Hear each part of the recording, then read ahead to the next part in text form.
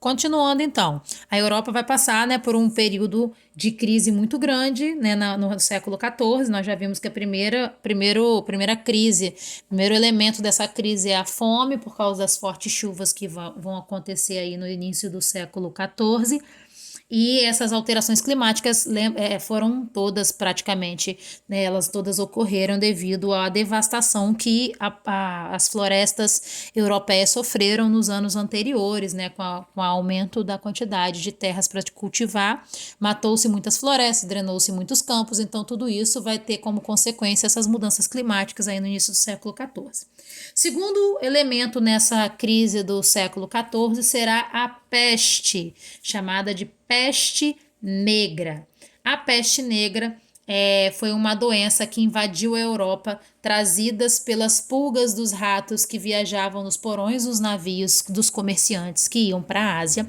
Então, os comerciantes iam para a Ásia, traziam esses ratos com essas pulgas infectadas com essa doença. A doença chegou até a Europa e ela era transmitida pelo ar, ou seja, pessoas que ficassem em um ambiente fechado, elas pegavam essa doença. A peste negra, ela era uma doença que causava na pele internamente bulbos, né, como se fossem furúnculos grandes do tamanho de laranjas, e esses furúnculos grandes, eles assumiam a cor escura, ela ficava escura, por isso chamada de peste negra ou peste bubônica, tá?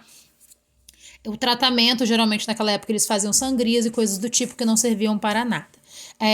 A população ela recorria então à igreja para tentar se salvar, porque na época da Idade Média tudo o que acontecia com a população era considerado porque você pecou ou não. Então, se você pecou, você vai ter doença, você vai ter fome, você vai ter más colheitas, etc. Tudo era culpa do seu pecado. Então, o que as pessoas faziam? Saíam correndo para a igreja para pedir perdão.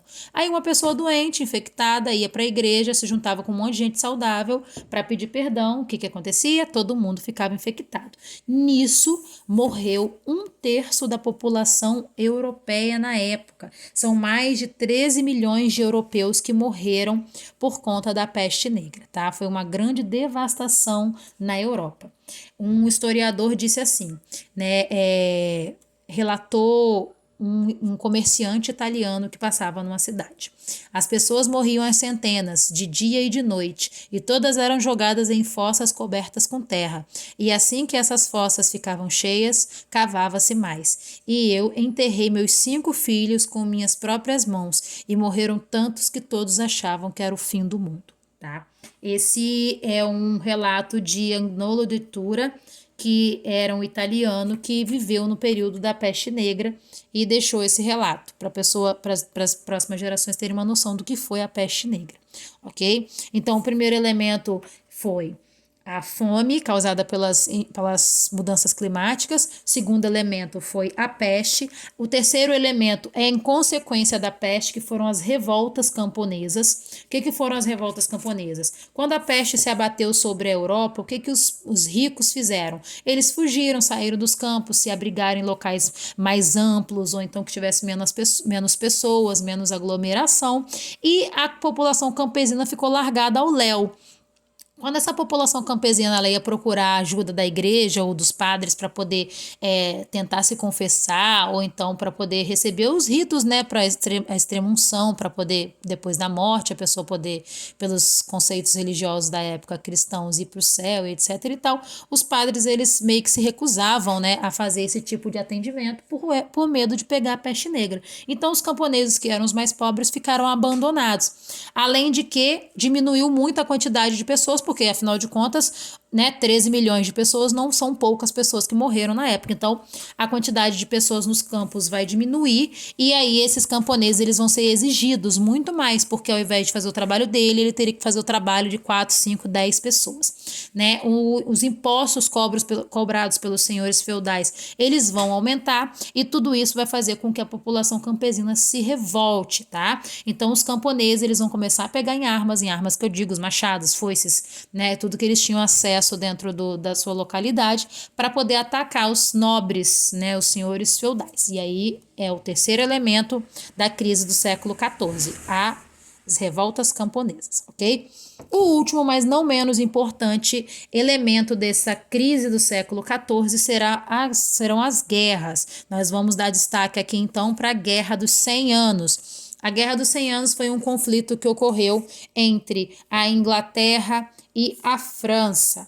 Esse conflito ele vai acontecer entre a Inglaterra e a França e o motivo era a sucessão do trono francês, ok? A história de sucessão do trono francês é uma história um pouco complexa, mas a gente vai tentar entender. Vamos lá. A França, né, tinha um rei chamado de Filipe IV. O rei Filipe IV, ele teve vários filhos, certo? Entre esses filhos estava Isabel, ok? Isabel era uma moça, né, uma mulher, logo ela não era rainha, ela não podia ser rainha. Então ela foi dada em casamento ao príncipe inglês, né, o herdeiro do trono inglês, Eduardo II, tá? Então, Isabel casa com Eduardo II e sai da França. Os herdeiros do rei Filipe IV, né, os filhos homens, eles vão morrendo um a um, até que o rei morre e todos os seus herdeiros morrem junto com ele. E a França ela fica sem um rei. Na verdade, até tinha um rei, mas não era um descendente direto do rei Filipe IV. A única herdeira viva do rei Filipe IV era Isabel. Isabel, que havia casado com Henrique II da Inglaterra, dá um golpe no próprio marido e tira ele do poder e assume como rainha da Inglaterra e passa o seu trono para o seu filho Filipe III, que assume o trono inglês, se eu não me engano, com 14 anos, tá? Então, Eduardo III, ele como rei da Inglaterra, também tinha direito ao trono francês, porque ele não era filha de Isabel, que era herdeira do trono. A questão toda é que o Filipe, o rei da França, ele não passou o reino da França para Isabel, porque existia uma lei chamada de Lei Sálica, que dizia que a descendência de um reino, né, o poder de rei, não poderia passar para um descendente feminino, só poderia herdar o trono homens. E no caso aqui do Eduardo III, ele era herdeiro do trono da França, porém pela linhagem feminina, então ele não tinha direito ao trono da França. Essa que é o grande problema da Guerra dos 100 Anos. O rei da Inglaterra, Eduardo III, ele se achava no direito de herdar o trono da França também. E aí começam os conflitos no ano de 1337. Em 1337 começa a Guerra dos 100 Anos, né, que é a tentativa do rei inglês de tomar o território francês, ok? Essa guerra ela vai ser vencida em muitas vezes, né? O início da guerra, pelo menos, vai ser vencida pela Inglaterra, que vai tomar vários territórios dentro da França.